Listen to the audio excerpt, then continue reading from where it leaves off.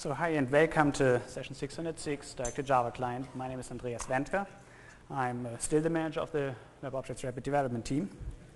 And before I dive into Directed Java Client, I'd like to quickly summarize what Java Client is. So who has seen session number 609 this morning? Okay, thank you.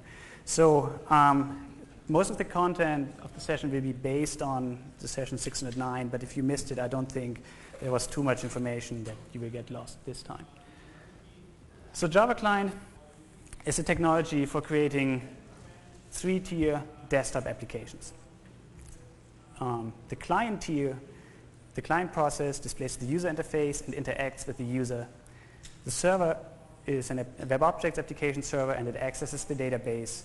And the database, the third tier, stores the data. The important pieces of information are that the client never accesses the database directly. It always goes through the server. So the server has full control over the access that the client has to the database. And the other interesting information is that Java Client uses HTTP as the standard communication protocol between client and server. So you get the connectivity of an HTML-based application, but you get a much richer user interface. Java Client uses the Java Foundation classes, or Swing, as the widget layer. So it's basically platform independent. It just requires JDK 1.3. Java Client is localizable. I actually forgot to talk about this morning. But if you do localization, you do it the same way as with Cocoa. So you have multiple versions of your files, like multiple interface files, and you just give them special extensions like mine is German or mine is English, and then it loads the localized versions at runtime. And Java Client is really designed for the intranet. It's not the technology you should use on high-traffic internet sites, because it takes a long time to start applets when they have to download classes, or at least you have to install a client start program, and then having an installation process always means that you can't use it in the internet. So Directed Java Client makes developing Java Client applications really easy. It's actually so easy that we web objects engineers often compare it to instant coffee, for which you just have to add some water, as you know. Now in our world, we don't create instant coffee, we create instant applications, and instead of water, you just have to add an EU model. But I promise you, you can create Java Client applications much faster than you can drink your coffee. So Directed Java Client is an infrastructure that is designed to help you to develop Java Client applications. And it does so by providing you a lot of predefined application functionality you can make use of. And it also does so by relieving you from the burden to create user interfaces by hand in Interface Builder. Instead, it generates user interfaces dynamically, based on information it finds in your EU models. That saves you a lot of time and also money, and we think it's ideal for prototyping purposes. But we know that the default application that you can generate by just analyzing the EU model will probably not be the application you want to deploy to your users. In fact, we know that we will hardly ever nail the application in a way that you can just ship it to your user. So that's why we designed Directed Java Client to be very extensible. It's very easy for you to plug in your own customizations, and we offer you a lot of techniques you can use to customize the default application. And in the session, I want to show you those techniques. So we have a lot of topics I want to cover. First of all, I want to show you how to create Directed Java Client applications. I want to walk you through a default application so that you know what the predefined functionality is that we provide. I want to introduce you to the architecture that is used for Directed Java Client applications. I want to talk about controllers and the rule system. You will find out what that is. And I want to focus a lot on customizations. So how can you customize the default application? And in the end, I want to give you a few good reasons why you should really use Directed Java Client. I really want to burn that in your brain. So first of all, I'd like to ask Ron Lusang to come up on stage and give you a demo of how to create a Directed Java Client application. So we could switch to the demo machine. Thank you. I get so many demos here. I have to use a script now. So this time we want to use a little more complex EU models. This morning we used a relatively simple education model, just grouped around a person. This time we use our movies and rentals models that come with WebObjects 5. So there are two models that work together. There's a movies database, And there's some kind of a rental store information based on top of that. So those are the two models. And Ron's just going to Project Builder, creates a new project. You choose the right project type. It's a direct-to-Java client application. You give it a name.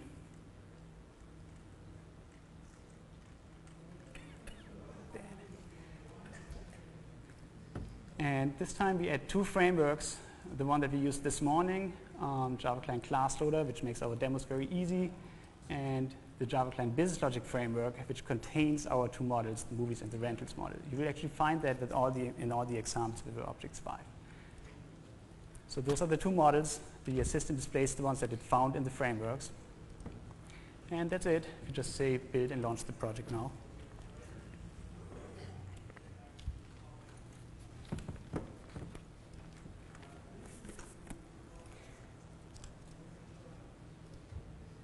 And the interesting piece about this project is that there are no client-side components. There's no interface file defined. There are no classes for the client side because everything is generated dynamically on the fly. So in the meantime, the project was compiled and it's starting right now.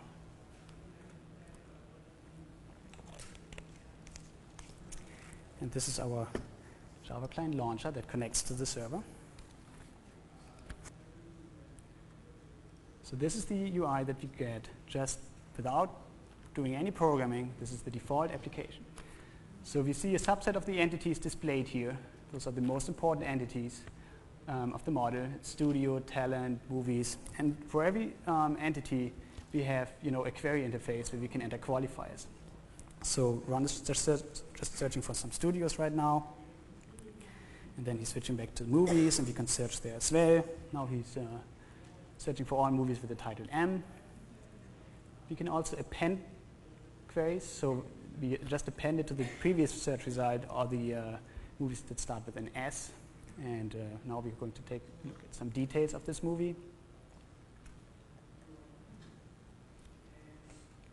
So we see the information about the movie itself at the top of the window. There's the studio, and then in the tab view we have a display of all the various relationships. And if you want, we can get more information about the talents there just by pressing the open button. So just leave it like that. And maybe we can close that window again. And then as last step, let's select a studio. So if you want to assign a new studio to this movie, we press on the select button, we get a modal dialog where we can search for studios. And then just select any. And it's that easy. So thank you, Ron. If you could switch back to the slides.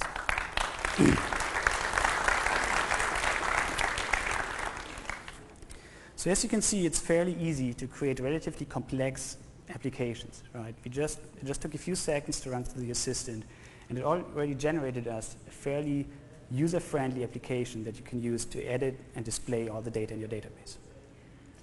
Let's take a look at the architecture of the application. This is the diagram from this morning. So this is a normal Java client architecture. If you've missed the session this morning, don't worry. The only thing that is important to take away from here is that in direct-to-Java client, we add components to both the client and the server side. On the client side, we add this layer called EU generation. And EU generation is responsible to initialize the dynamic user interface generation and just make sure that the application still does something sensible, even if you don't give it any user interface. And on the server side, the generation layer has a component that analyzes the EU model and that basically tells the client how the UI should look. And this this server-side component of EU generation is based on the same technology that we use for direct-to-web. I will talk a little bit about the rule system in this session. If you want to get more information about it, please come to session number 612. That's tomorrow, direct-to-web. And my colleague Miguel will talk about the rule system much more then. So let's take a look at the client. In direct-to-Java client, on the client side, everything is done with controllers. You can consider controllers to be the glue between the user interface and the structure of EUF objects that is necessary to display and edit your data. That sounds a little bit like the EU associations that we got to know this morning. The controllers are actually much more. They don't only register for some events and send some strings back and forth. They actually know how to create and lay out a user interface that is appropriate to edit your data. And they also know how to create the EUF objects that are necessary. So editing contexts, display groups, associations. Controllers know how to create all that. And on top of that, they usually implement a fairly complex piece of application logic. So as I said, basically the whole application in direct-to-Java client is implemented in terms of controllers. And you can probably imagine that for a complete application, you need various types of controllers to take care of different tasks. So that all the controllers can still work together nicely, direct-to-Java client defines one class called EU controller, and everything else is a subclass of this one class. We usually distinguish 4 categories. Every application needs some kind of an instance that takes care of starting the application and manages global parameters in the application, like user defaults, document management, stuff like that. That's usually called an application object, and so direct-to-Java client has an EU application object, which happens to be a controller. There are also, just purely UI-related tasks, just, switching some views in the tab view, just managing windows, stuff like that. And those kind of controllers we call just user interface controllers. And then the most complex controllers are what we call the entity level controllers. Those are the ones that really define the flow of your application. They handle business logic on the level of the business objects. So they know how to query for objects, they know how to display lists, they know how to create forms to edit the objects. And the 4th level are the property level controllers, which take care of your business logic on the level of a single property. So they have, they create text fields, combo boxes, simple pick lists, and those are the property level controllers. Now controllers are organized in a hierarchy, and that is important because when the user interface is generated, it basically reflects the hierarchy, or the views that are generated for the user interface reflect the hierarchy of the controllers. So when a controller creates a view for the user interface, that view is placed inside the view of its supercontroller. The best way to understand that, I think, is to just look at it as an example. So at the right side of the slide, we have a fairly simple window that has a toolbar at the top, a single text field, and then a tab view with a table, and a plot summary, which is probably something like a text area. So the controller hierarchy necessary to generate this window would look like the one that I have on the slide. So there would be a window controller at the top. There would be a toolbar controller displaying all the actions that can be performed inside this window. You find a text field controller and a tab view controller. And since we have 2 tabs in the tab view, there are probably 2 subcontrollers, a table view controller and a text area controller. And since we have 2 columns, we also have 2 column controllers. Actually, let me go back. So what we know so far is that the client is implemented in form of controllers. But where do these controllers come from? Right? How do we tell the client what kind of controllers to generate? Let's first take a look at how we tell the client. Well, direct-to-Java client uses an XML format. And controllers, the hierarchies of controllers, are just described in XML. And we define the typical tags for every controller type that we have. We have a tag. So for the controller hierarchy of the slide before, you can see there's a window controller, there's a toolbar controller, text view controllers, and then they specify some labels and have additional attributes. So this is the way we tell the client. But where do we generate this XML? Well, I already told you that the most important resource for information to generate the user interface is your EU model. But the EU model is not something you want to send to your client. First of all, it opens all kinds of security holes if you do that. And second of all, it's just a lot of data that you will need to send. So a much better place for that is the server side, and this is where this rule system comes into the game. The rule system is the mechanism that generates the information how the client should look like and behave. And I will talk about a few details on the following slides, but there are a few things I would like you to know and keep in mind before I even go into the details. First of all, most rules are defined in a fairly abstract way. If you write rules, they're usually independent of the concrete EU model that you have. They are not related to an entity with a given name. They're usually related, or they are very often related to just entities with certain criteria. So what that means is that rules are fairly abstract and can be applied to multiple applications, right, to multiple models. So the rule system is a very convenient place for you to define your own look and feel. So by doing it, by changing the rule system and defining a set of rules that you can apply to your whole application suite, you can define your own corporate look and feel for all your client applications that you create. Also very important is that the rule system is a very convenient place for localization. I'll talk about that a little more, but keep this in mind. And again, it's based on the same technology that Directive Web is using.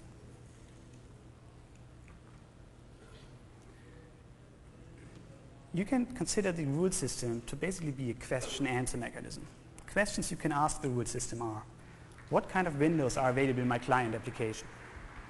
Other questions are, what kind of background color should I use for my text fields? Or should I actually use a text field for this kind of property, or should I use an image view? Right, those are the questions you can ask. Basically, everything that is defined or everything that appears on the client side, is the answer, is the response to the question that you send to the rule system. And the answers to these questions are given in the form of what we call rules. Directed Java Client defines a set of default rules, right, that come with the framework, the Directed Java Client frameworks. And it's very easy for you to define your own custom rules. Now in Directed Java Client, the client only asks fairly high-level questions. Right? We could go and ask the server all the detailed questions. What kind of color should I use? What kind of widget? But that would be a lot of communication, right? We don't want to do that. So the client only asks basically, when it starts up, requests a certain set of status information, what kind of windows are available. And then from there on, it will only ask for detailed descriptions of complete windows so that we avoid too many round trips between client and server. The client will also not ask for all the controller hierarchies at startup time. Right, that would take a long, long time. So it only asks for the detailed window descriptions when the window actually appears on the screen, so when the user activates the window. So the client asks high-level questions and only one window at a time. And when it does ask for a window, it provides a certain amount of input to the rule system. And I listed it here. The first one is the question. So what kind of window are we actually interested in? Is it a normal window? Is it a modal dialog? Is it actually just a primitive controller, which are just a little piece of the UI that's independent of a window? Those are the questions. Also, what kind of task is the user performing right now? What kind of window do we have to create? Is it a query window? Is it a list window? Is it a form? If the window is related to a given, to one concrete entity, it will also pass that entity to the rule system. And then there are two more things it passes. It passes some platform information and some language information. The default rule system does not make use of the platform and the language, but it passes it anyway just so that you can make use of it if you want to do platform or language-specific customizations. Let's take a look at all the objects that work together to make this happen. When the client starts up, in Directed Java Client, we use a special application class. It's a subclass of this EU application that we use in the normal Java client. It's called EU Dynamic Application, and it's responsible for initializing the dynamic UI generation. And its most important task is to create the so-called EU controller factory. The controller factory is the object that requests all the information from the rule system and instantiates controllers. So when we start up, we will make some rule system requests to the server and find out what kind of windows are available, what kind of action should I provide to the user. And the rule system on the server side will then take a look at two types of files. First of all, the EU model. This is the most important resource for the rule system. And then the so-called D2W model. D2W models are the files that store the rules. And you can basically consider it to be the UI model. Right? We have the EU model, which describes your data. It's the data model. And we have the D2W model that describes your UI. So the rule system will analyze all these files and come up with an answer to the question and send this back as XML. Then the controller factory uses this XML description, which is kind of a template for controllers, to create the concrete controller hierarchies. And those know how to create the user interface and the UF objects that are necessary to edit your data. And then when the user works in the UI, he or she might trigger some action that actually requires to open other types of windows. So there's a controller that registers for some events, and when it has to open other windows, this event will be basically forwarded to the controller factory, and then the controller factory will make another round trip to the server, request new XML, create new controllers, which create new windows. One of the strongest features of the XML generation is that it's based on the web object's component model. So if we generate XML, we use WXML nodes, right, which is just a WO component. We use dynamic elements like WO repetitions or WO conditionals.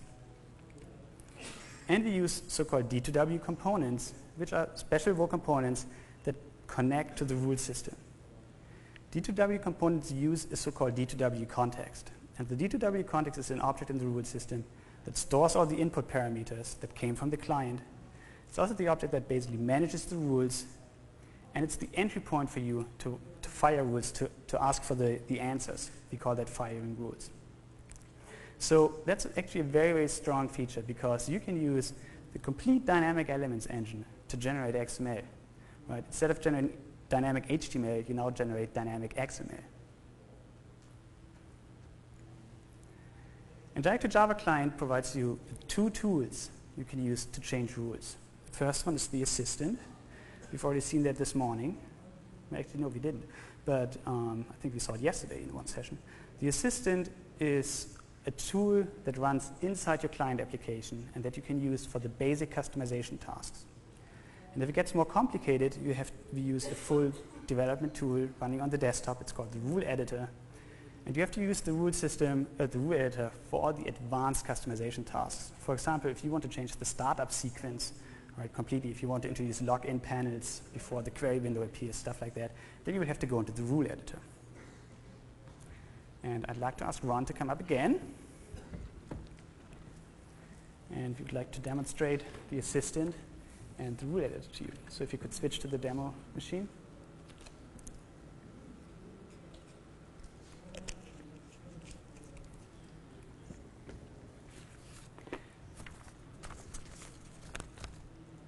Okay, we are connecting to the same server that we generated, to the same application that we generated in the first demo. And if you're in development mode, in the tools menu, you find an additional menu item called the assistant. So this is the assistant. It has, there's a tab view for different kind of information. It displays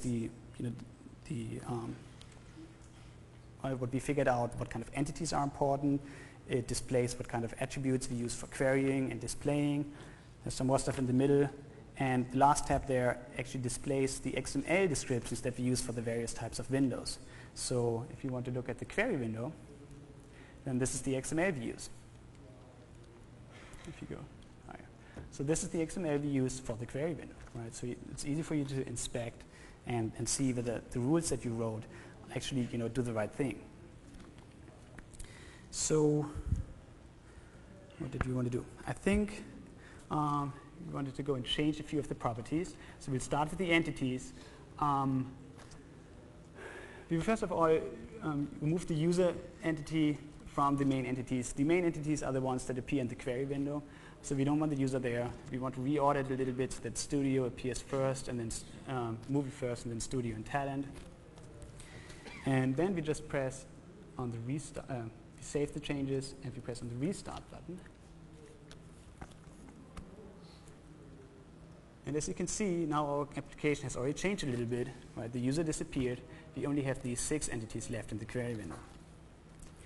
Now let's modify how we can search for movies.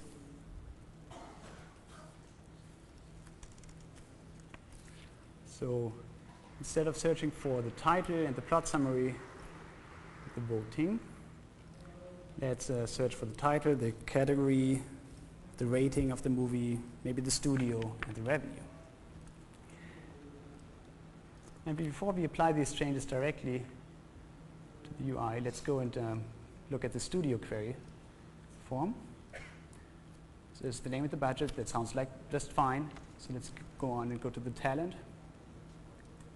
So as you can see, the assistant follows you in the UI, right, and updates to the place where you currently are.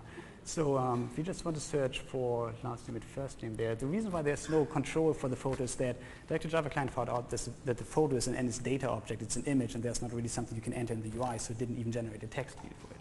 So let's just reorder that the last name appears first, and then save and restart the application. So now as you can see, we have different set of query properties for the movie. If you click on talent also, okay, see last name is first now, and then first name. And now I think as the last step, we wanted to go into the rule editor. Well, and actually, yeah, can you open that window? Sorry. So as you can see, if you look at the plot summary, it just uses a single text field there, right? Let's say we want to customize that to, instead of using a text field, to use a larger text area, with the scroll bar. You could do so in the assistant by going to the widget pane and adjusting the parameters, but we want to demonstrate how to use the rule editor, so we'll do it by hand in rule editor. So why don't you quit the client application? And then in Project Builder, there's this user D2W model file. So we open that in rule editor. See, and these are the rules that the assistant already generated for us, right? We're going to add a few to them. So that's going to be a little bit of typing for Ron. So as a starting point,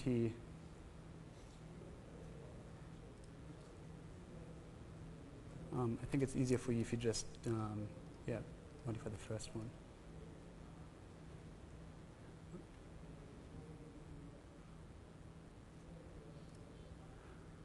So rules use a qualifier that basically determines whether this rule applies to the current environment. And we just, we duplicated one of the rules that was there already and just modified just because it's a little easier.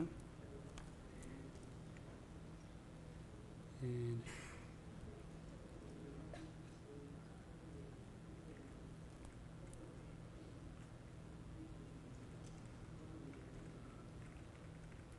so as you can see, we basically wrote a qualifier that describes, the plot summary that applies to an entity with the name plot summary for a form, and we're looking for a widget controller right now. So we want to give the answer to this question. What kind of widget controller should we use for the plot summary?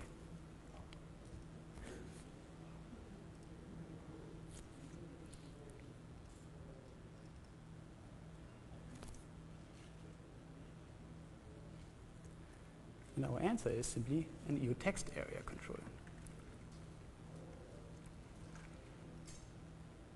Just delete those three and duplicate the first one again.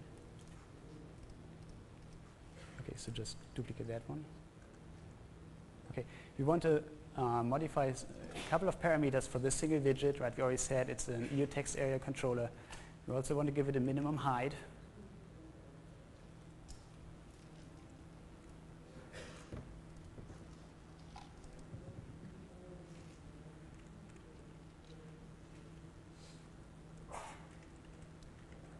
And we want it to be vertically resizable.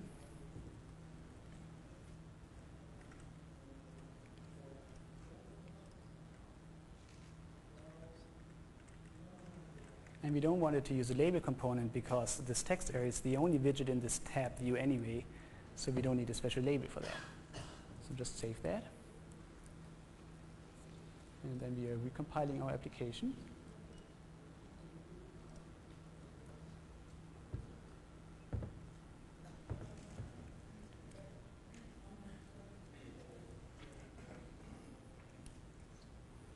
We're starting it again.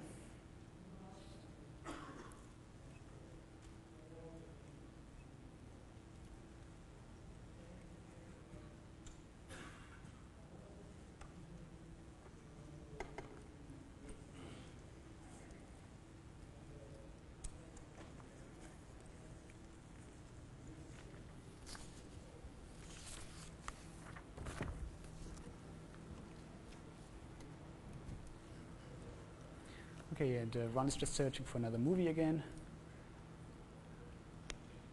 And opening that one. And as you can see now, instead of using a single text field, we have a text area that has a minimum size, fully resizable, right? Okay, thank you, Ron.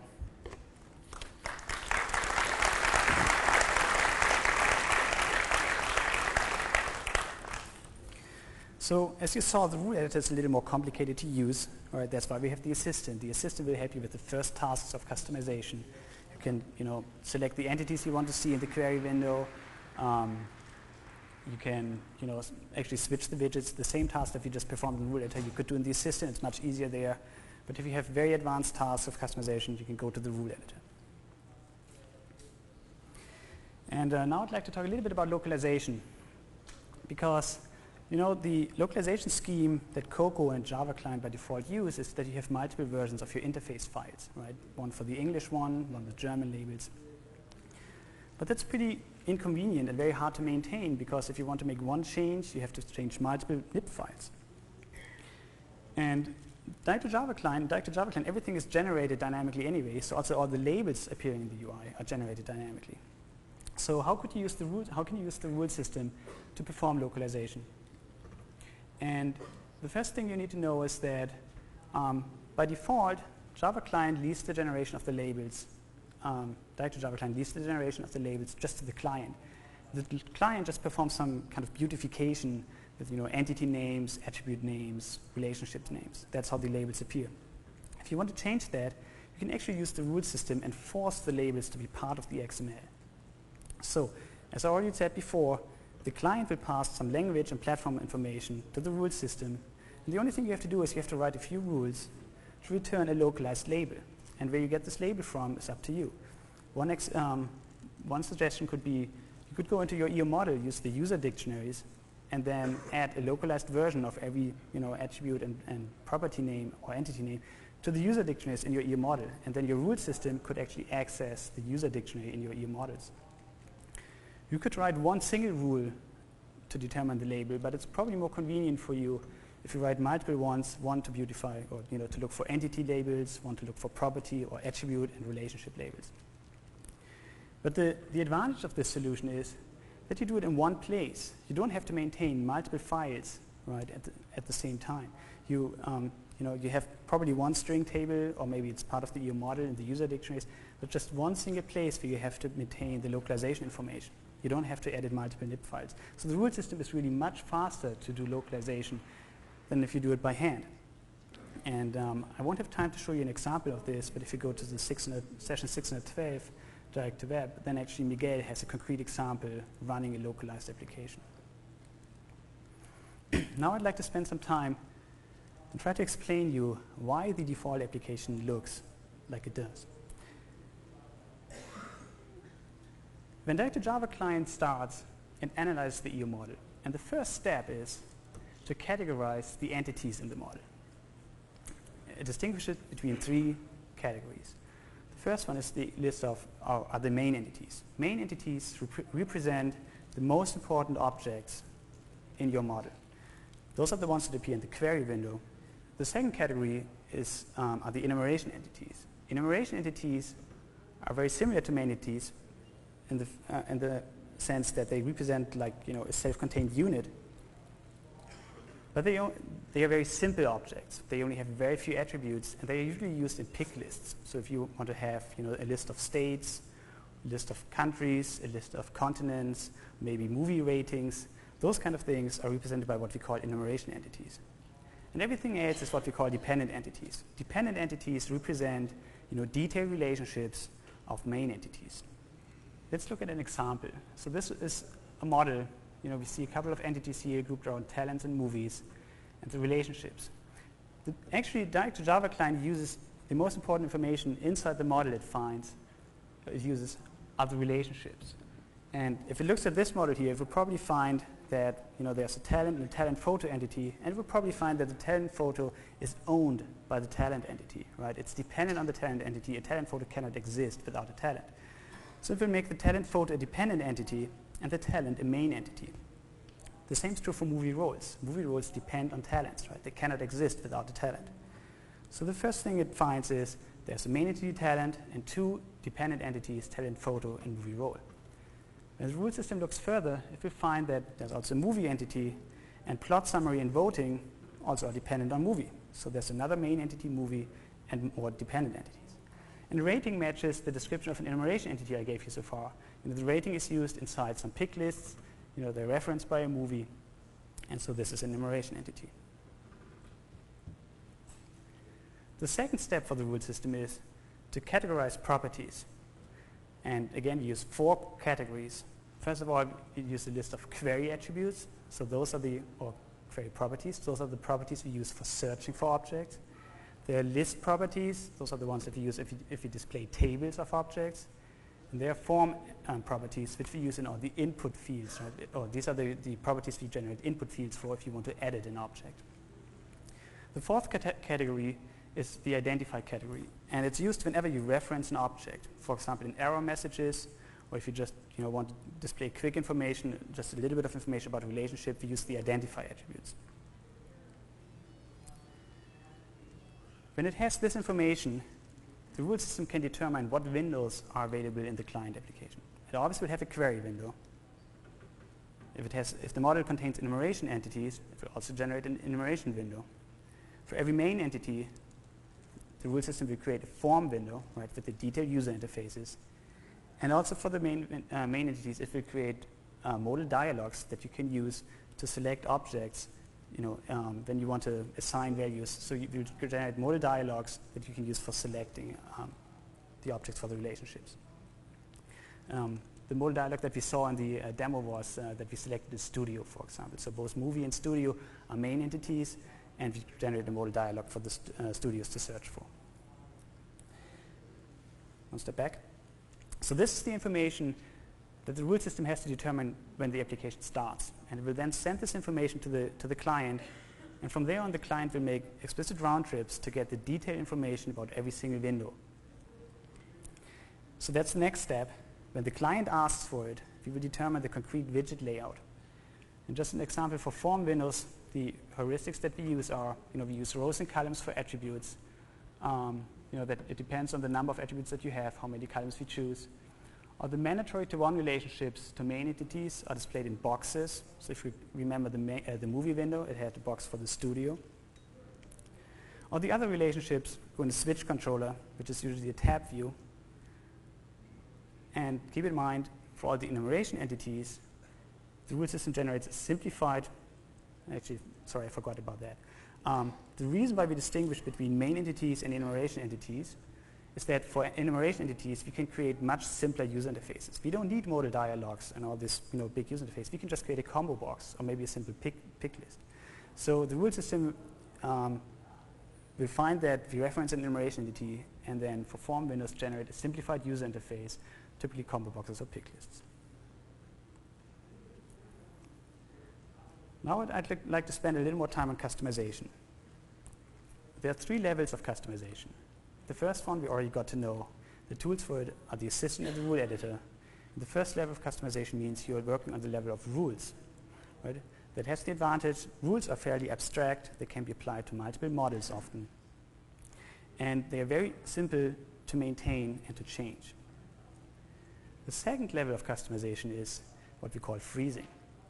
Freezing means that you bypass the rule system and you hard code the XML that's supposed to be used by the client, or you hard code interface files, so the user interface layout, right, into a text file for XML or into a lib file for the user interface files. Freezing means that you start to transition into traditional development, where you hard code UIs, right, or the behavior of the client. The third level of customization is where you actually really back to traditional development. You actually write source code. Right? The most common tasks are subclassing, using subclasses of our controller classes to change the default behavior. Or if you don't like the complete flow of the application, you can programmatically change the controller factory behavior, which can give you a very different flow in the application.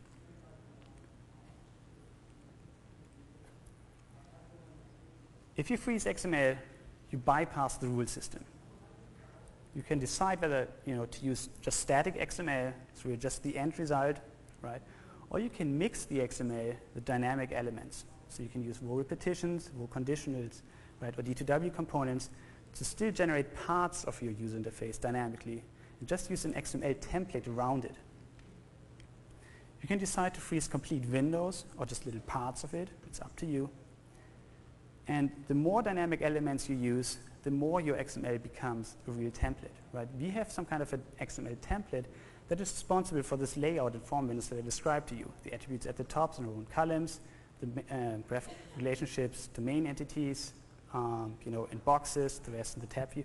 You can change that completely by using a different kind of template. When you use frozen XML, you have to register it with the rule system. And the way to do that is you just write a rule, basically telling the rule system, Don't do the normal stuff, just use this XML as the final answer. If you freeze interface files, you bypass the rule system and even the generation of the UI on the client side. You basically tell the client exactly, this is the UI you should generate. That gives you full control over every single pixel in your UI. Again, you can choose to just freeze a little part of your window, or you can freeze the complete window. And if you only freeze parts of the window, then you can make use of so-called subcontroller areas. If you freeze parts of the window, that means that you will still have some subcontrollers that are dynamically generated. Some pieces of your window are still dynamic. And subcontroller areas are just empty views, empty boxes you can place in your interface file, and then the still dynamically generated controllers, or the views of those controllers, go into this place. So you can point the client directly to where to place the still dynamically generated UIs. I will show that to you in a minute. Again, if you freeze interface files, like the freezing XML, you have to register it with the rule system, so you have to write rules.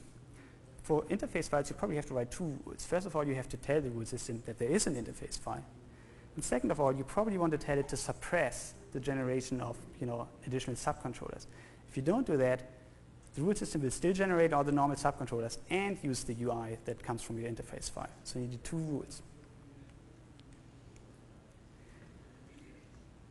When you actually write code, right, then you can do everything you want. Right? If you don't like what we are doing in our applications, you can change it. There are so many things you can do that I can't even list them, but the most common tasks are, you can subclass controller classes to support your own custom widgets. If there's a widget that you wrote yourself and you want to have an association for it, you can write a controller for it, right? And that way you can easily get it into the dynamic UI generation. If you want a different layout mechanism, if you don't like rows and columns, you can write a controller that just lays out the widgets in a different way. If you want, you can work with the qualifiers and fetch specifications that we generate. If you want to change the way we fetch objects from the server, you can do that in the controllers. If you want to add additional actions to a UI, right, we have the default actions like save, revert, undo, redo, all this stuff, then subclass and controller classes is a convenient way for you to get that into your UI. And I already mentioned that if you don't like the flow of the application at all, if you don't like query windows, you don't like form windows, you want to have one application that uses just one big window, and it's completely unusable, you can do that. And you do it with the controller factory. There are two ways you can do it. You can either use your own implementation of the controller factory, so you can use a subclass, or we provide, as an alternative, we provide you with some delegate methods you can use, you can implement. It depends on your needs whether it's enough to use delegate or not. So actually we have a demo for that, and although the slide says that Ron is going to give it, I'm going to give it myself because there's so much clicking that would be hard to synchronize. So if you could switch to the demo machine.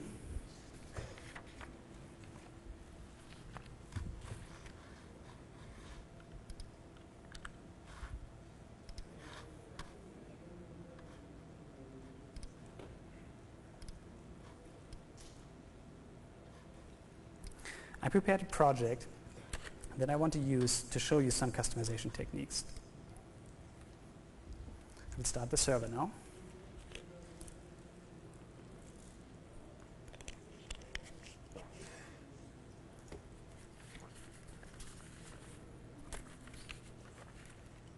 Okay, it's done.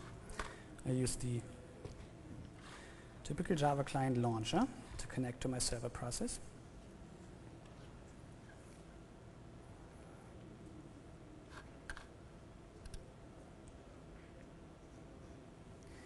And what I did for this demo application, I first of all used the assistant, to modify, the main entities, the enumeration entities. I set some minimum sizes. That's why the query window already comes up with a nice size. I modified, the query attributes of movies, studios, customers, etc. And I used some special customization techniques like freezing to modify the movie window. So it's not pretty, but it's highly visible what I did. So this is a little different than the window you saw before.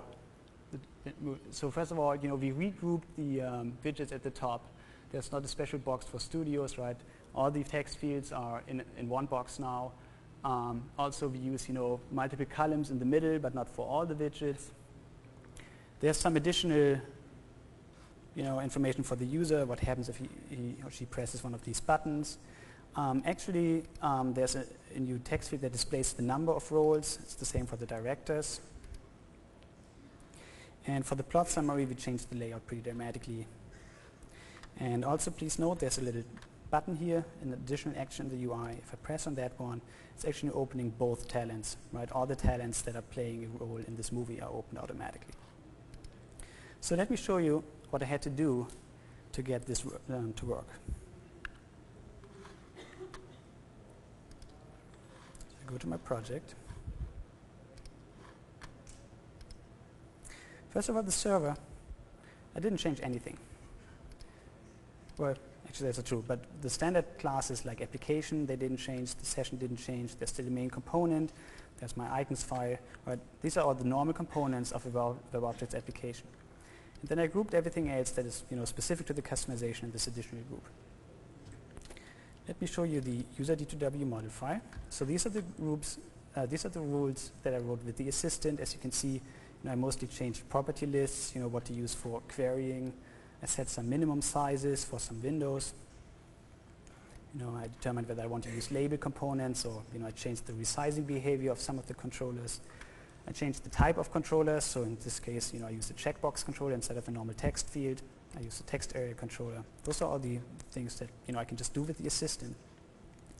Then I also used some frozen XML and some frozen interface files. And as I described before, I have to write some rules to register those frozen components with the rule system. This first rule here uses the key archive.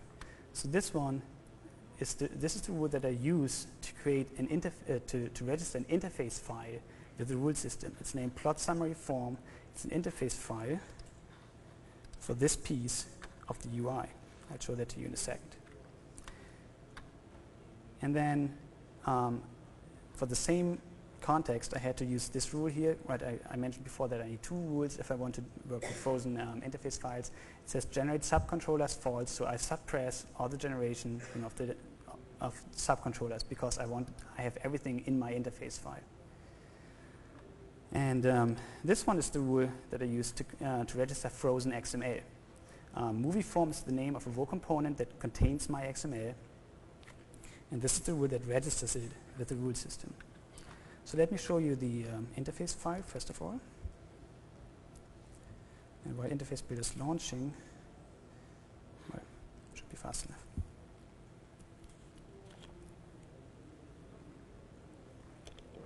So this is the interface file. As you can see, I was just interested in changing the layout for this piece of the UI, right? So all I have to do in my interface file is specify the widgets that I need in this particular view of the tab view. And you can choose which pieces you want to put in the interface file and which ones you want to put in XML. The movie form here is a raw component. This is the XML. I started with the XML from the assistant. I went into the assistant, went to this XML view, and selected what I already, what the rule system had already given me by default, and then copied this into this raw component and modified it by hand. So as you can see, I introduced this box controller, and then these are the two columns for the text field controllers that we saw. And I also mixed that with other dynamic or with other raw components. So I can I have frozen XML or the static XML, and I can mix that with other web objects. So with other raw components. If I look at the WOT file, you can see that I'm using EU switch component, which is another subclass of D2W component. And this is a way to plug into the rule system again, right? I created a template using some XML, but some of the UI is still generated by the rule system, which means that I can still access it and modify it with the assistant, right? Also, as you can see, to display the number of roles and directors, I used two raw components. It actually turns out that they are the same, so I created a reusable component called count display. That just has some other web objects components in there. It's a static label controller, it's a text field controller. And as you can see, I'm just using WoXML nodes to specify the content of this. So there's a WoXML node for a component controller which groups a label controller and a text field controller. And the last thing I want to point out to you is to plug in my controller class. I just specified it here in the XML. I just gave it another class name. So I'm using a form controller. I'm using a special class name. This class is here, and as you can see, its subclass is your form controller. This is the code I had to write to open all the talents. This method here registers an action, which basically is responsible for creating this button in the UI at the top right of the window. This is a method that determines whether this button should be enabled or not. And this is the concrete implementation of the action. So as you can see, I'm just getting the editing context, asking for the talents, getting the global IDs, and then I'm using the controller factory to open the form windows for these global IDs. So that's all I had to do to make this happen. Okay, if you could switch back to the slides.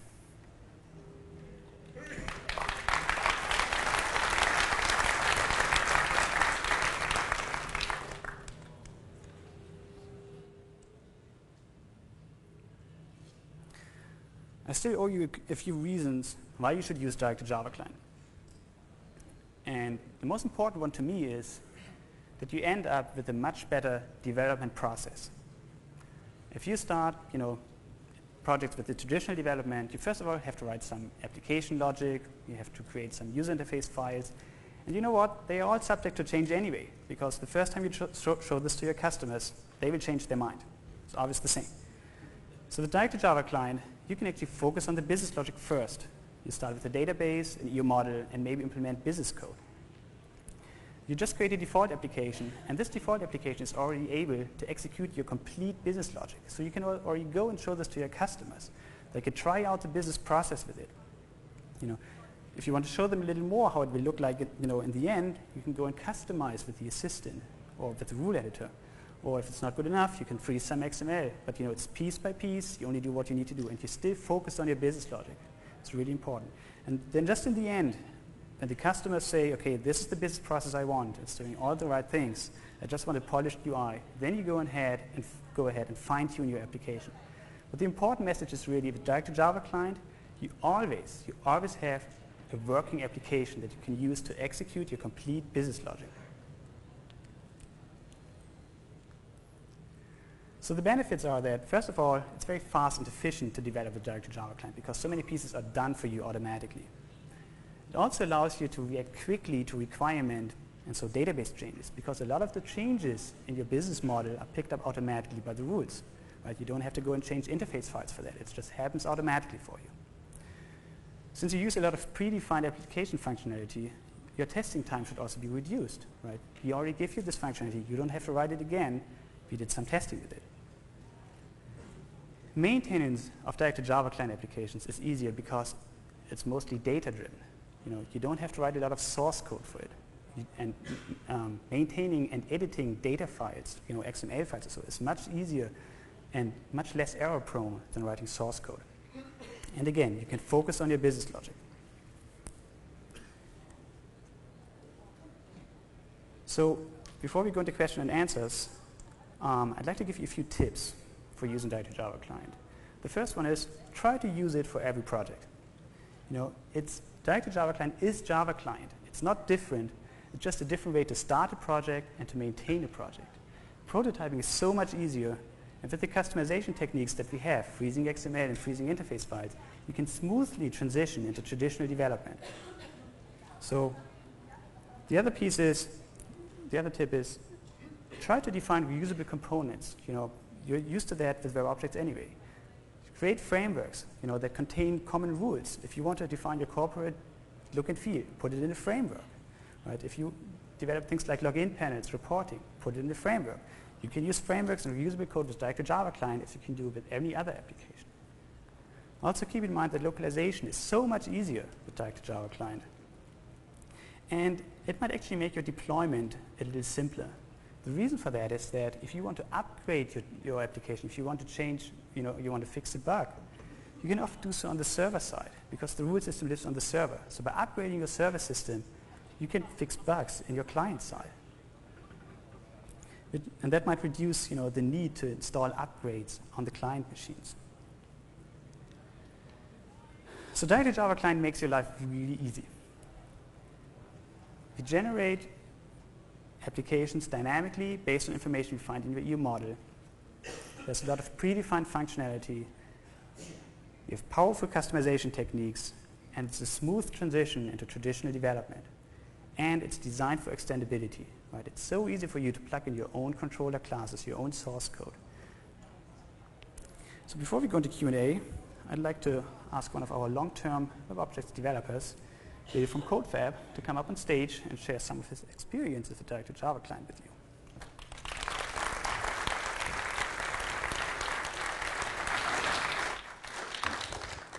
So in the last year or so, we had the opportunity, I'm Bill Bumgarner with CodeFab, we had the opportunity to do a number of projects that used either Direct to Java Client, or Direct to Web.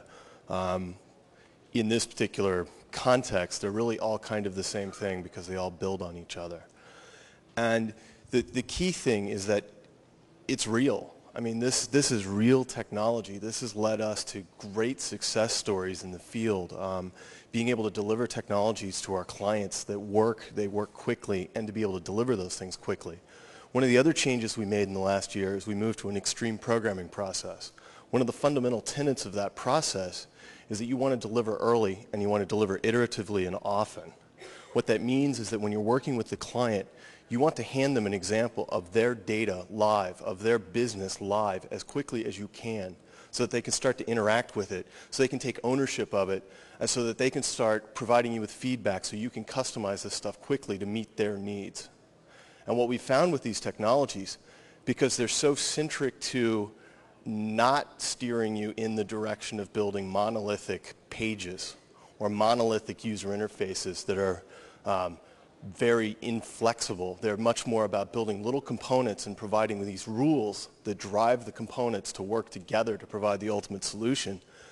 That in that context of iterative development, we were able to work with the clients to provide solutions for them very quickly that met their needs. And as their business changed, as the project changed, we were able to change with it.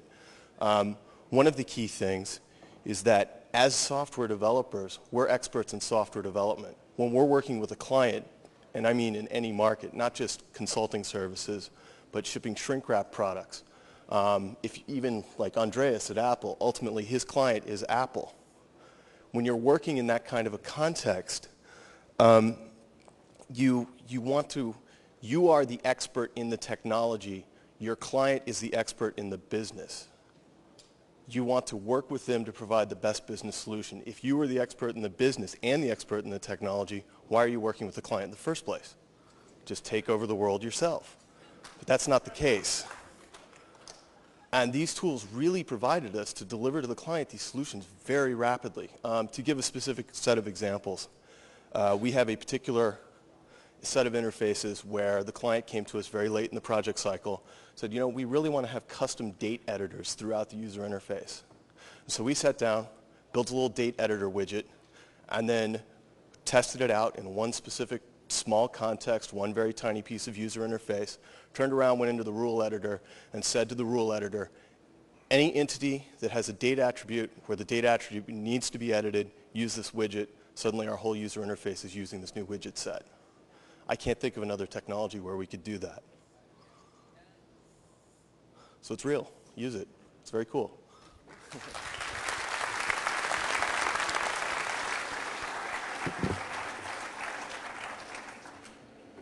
Okay, the typical reminder, the WebObjects Lab is open until 6 today. Please vote for WebObjects Best App Server. The additional sessions I recommend for you to see are Direct to Web tomorrow. Also, there's an advanced enterprise objects framework and an advanced Java client session tomorrow. All of them in this room. And the typical contacts.